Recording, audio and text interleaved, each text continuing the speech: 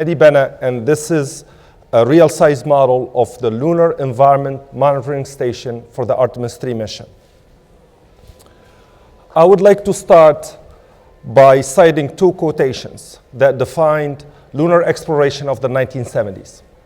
The first, very famous, was uttered by Neil Armstrong, the commander of the Apollo 11, when he first set foot on the lunar surface.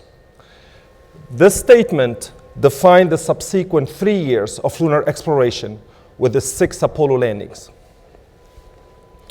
The second, less famous, was spoken by Gene Cernan, the commander of Apollo 17, while leaving the lunar surface to return to Earth. This less famous statement defined the subsequent 50 years of lunar exploration by declaring the end of human presence on the moon. So for the last 50 years of space exploration, and despite all human achievement in space, lunar exploration with astronauts was relegated to the feat of a single generation. Few small steps that humanity chose to not continue. Until recently. In 2004, NASA announced the Artemis program, which set itself the goal of returning astronauts to the moon for scientific discovery, technology advancement, and to learn how to live and work on another world. The Artemis program will see that the Artemis III crew lands on the surface of the moon by late 2026. But unlike Apollo, this new program will progressively bring along all the elements needed to build permanent stations in lunar orbit and on the surface of the moon. So mankind is going back to the moon to stay, and to stay in a very special location, the South Pole of the moon. So the lunar South Pole is one of the most mysterious, least characterized environment of the solar system. It contains permanently shadow craters, areas that have not seen the light of sun for billions of years.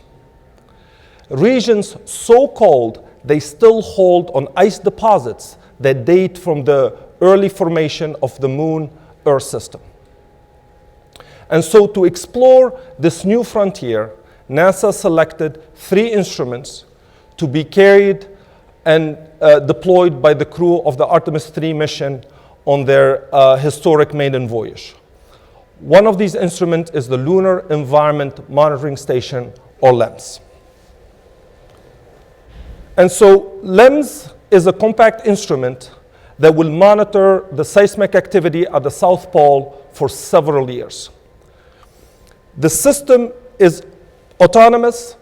It self-manages its power production, its data collection, and communication with Earth. To collect seismic data, it carries 2 optical interferometry seismometers with a wide seismic frequency band.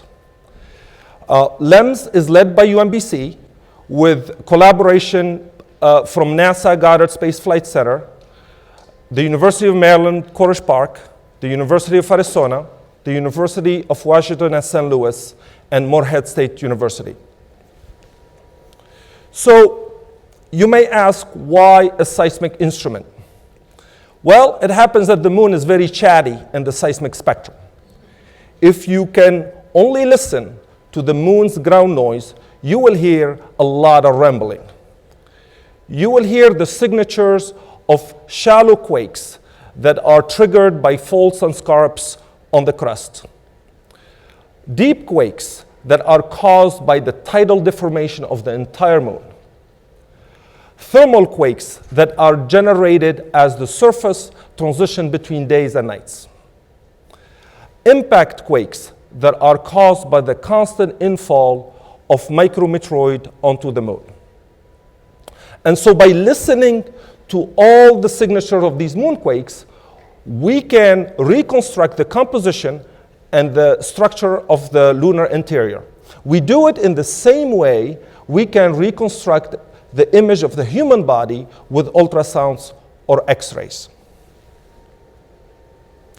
And so the LEMS you see here is a full-up standalone spacecraft. It has solar arrays to produce power when the sun is up. It has batteries inside to generate energy at night. It has a thermal system that keeps it from overheating during the day and keep it from freezing by the minus 200 degrees centigrades of the lunar nights.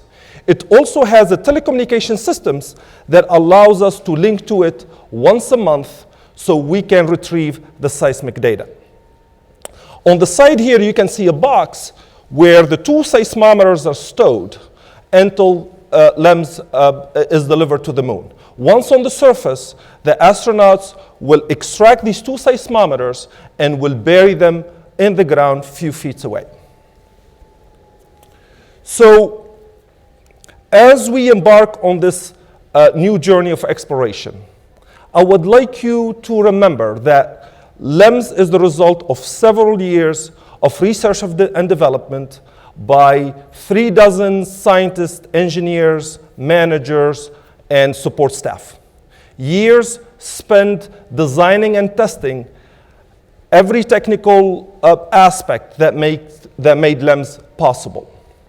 So, as I'm privileged today to address you, I'm only the representative of these outstanding individuals from UMBC and all the partner institutions who are making the Lunar Environment Monitoring Station possible. So, to end, I would like to take the opportunity of this event to reveal the new visual identity of the LEMS mission, its mission patch, and its logo. Thank you for listening.